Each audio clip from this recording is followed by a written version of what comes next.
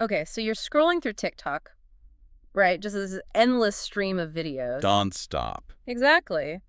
And you ever wonder why some just like grab you and you keep watching, but others, poof, gone. Yeah, they just vanish into the feed. A lot of the time, it's not just the idea, it's really how it's put together. The editing. Absolutely, the craft behind it. So today, we're really going to get into TikTok editing.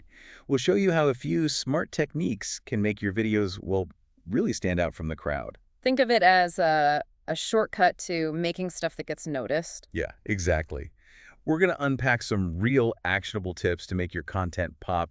And, if you're also thinking about giving your whole profile a bit more visibility, you might want to check out rapidboost.net. They've got tools and strategies for amplifying your social media presence generally. That's a good point. Sometimes you need that extra push. Okay, so editing. Let's dive in. What's really cool about TikTok is how it's kind of democratized video editing. Totally. Powerful tools right in your pocket. Exactly. You don't need some high-end studio anymore.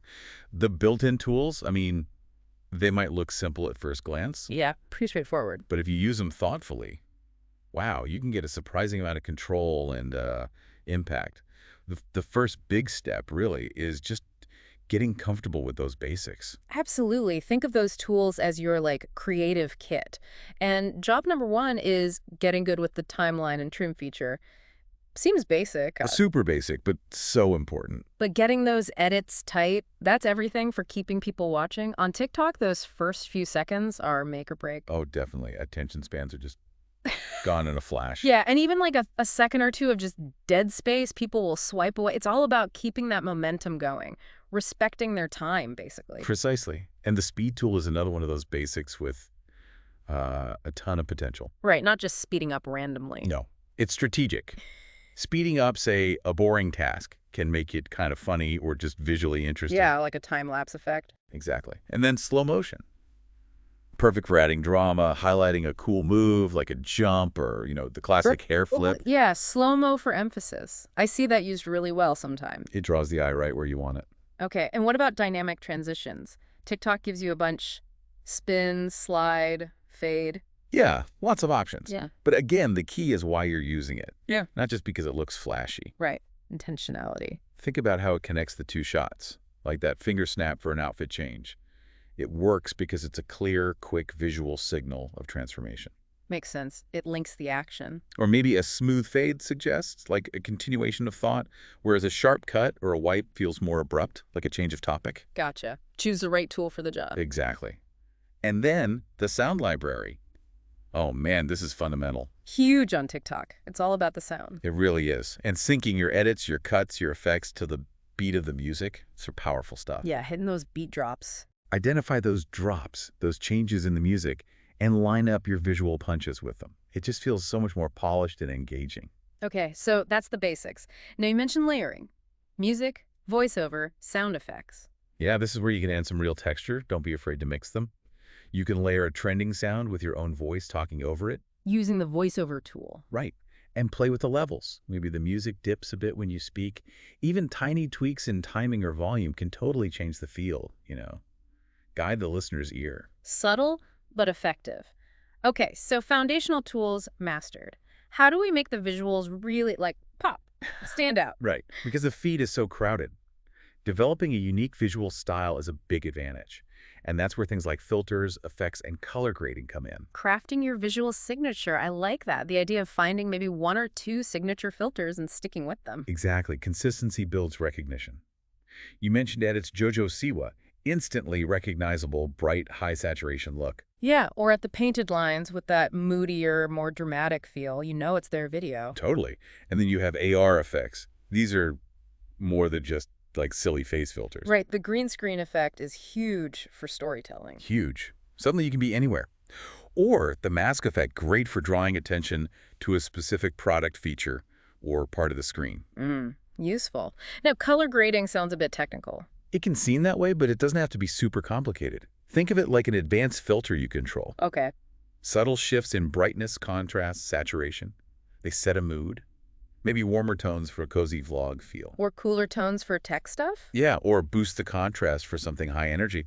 And you don't need pro software. Apps like CapCut or InShot are super popular and make this pretty easy. Good to know. And the example at Mika Lanagera. Perfect example. Her makeup tutorials always have that signature soft pinkish tone, but with really crisp highlights. It's instantly her brand. It looks professional and consistent. Very cool. Okay, let's shift gears a bit. On-screen messaging, text, captions, stickers. Oh, this is critical. You mentioned that stat earlier. Something like 70% of people might be watching with the sound off. Yeah, nearly 70%. That's wild. It means your text isn't just extra. It's often the main way you're communicating. It's core storytelling. So strategic caption placement is key then. You don't want it hidden by the like button or the username. Exactly. Avoid the very top and very bottom edges, usually somewhere mid-screen, easy to read. And crucially, get that hook, that main point up in text immediately, first second or two. For the sound off viewers, grab them quick. Yep. And stickers and GIFs, they can be fun, add personality, But use them sparingly, right? definitely sparingly. A little humor, maybe reinforce an emotion, or even a subtle call to action, like a little animated arrow pointing to the follow button. Ah, clever. Like those little trending emoji hearts or timers you see sometimes. Yeah, those can work as gentle nudges for engagement without being too in your face. What about animating text? Does that help? It really can. Effects like typewriter or pop, draw the eye. You can time the text reveal to match what you're saying. Like emphasizing a key phrase. Free, secret.hack. Exactly. It adds that extra visual punch and reinforces the message. And the last piece on text. Accessibility, full captions. So important. Use TikTok's auto captions or a third-party app. It's not just for people with hearing impairments, though that's reason enough. Right, it helps everyone watching on the bus late at night. Makes it easier for everyone to follow along. It just adds value, period. Okay, great point. Now, are there more, like, advanced editing tricks people can use without needing a film degree? Haha, yeah, definitely. There are some techniques that feel really pro level but are actually quite achievable within TikTok or apps like CapCut. Let's call them easy to learn pro tricks. Love that. Stuff that elevates the content. What's first? Okay, how about match cuts and seamless transitions? Yeah, This is all about creating super smooth flow between shots. like matching in action. Precisely. Hef- The classic example is snapping your fingers in one outfit. And completing the snap in a different outfit. Seamless change. Exactly. It feels fluid, almost magical. It connects the two moments visually. Cool. What else? Jump cuts. These are almost the opposite in feel. They create energy, often humor. By cutting out the boring bits. Yeah.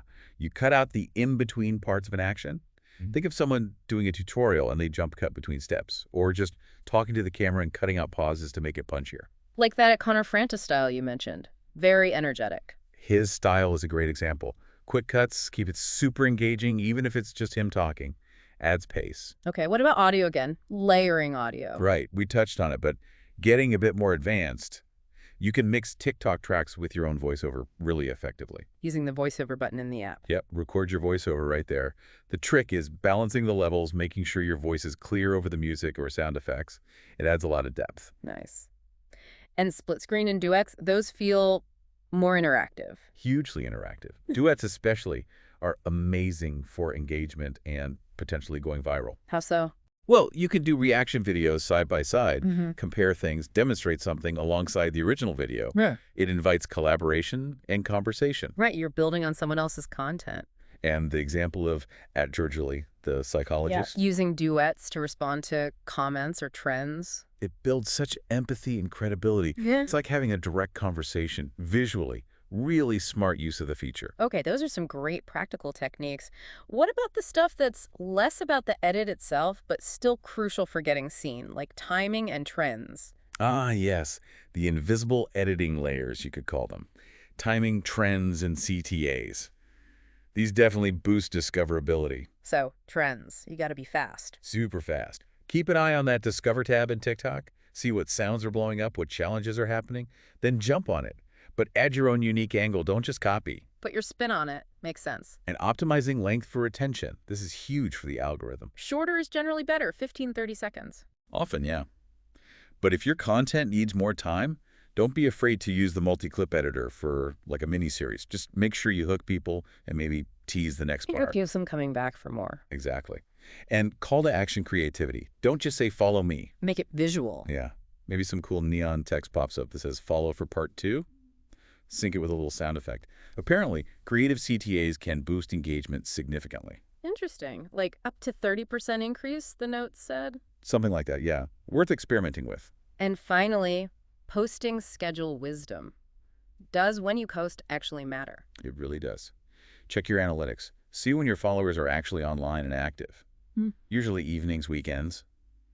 But it varies. So tailor it to your audience. And be consistent. Use the drafts feature. Batch, edit a few videos when you have time, then schedule them out. Consistency is key. Okay, wow. We've covered a ton, from the absolute basics to more advanced stuff. Yeah, quite a journey through the TikTok edit suite. So wrapping this up, I think the main message is pretty clear. If you want to stand out on TikTok, if you want to reach your goals there, getting good at editing isn't just nice. Yeah. It's kind of crucial. It really is. It's how you shape the story, grab attention, and keep it in that super fast-paced environment. All the tips we talked about, basics, visuals, text, advanced tricks, timing, they all work together. They're all tools to make your videos really connect. Exactly, to make them pop. So the challenge for you listening is pick one thing. Just one or two of these ideas we talked about. Yeah, maybe try tightening your cuts, or experiment with a signature filter, or add animated text. And just try it out in your very next video. See what happens. And maybe think about this. Learning these techniques isn't just about chasing views, right? Yeah, It's about finding new ways to express yourself, to tell your story visually. that's a great way to put it. It changes how you create and connect. So what unique visual story could you start telling today with these tools?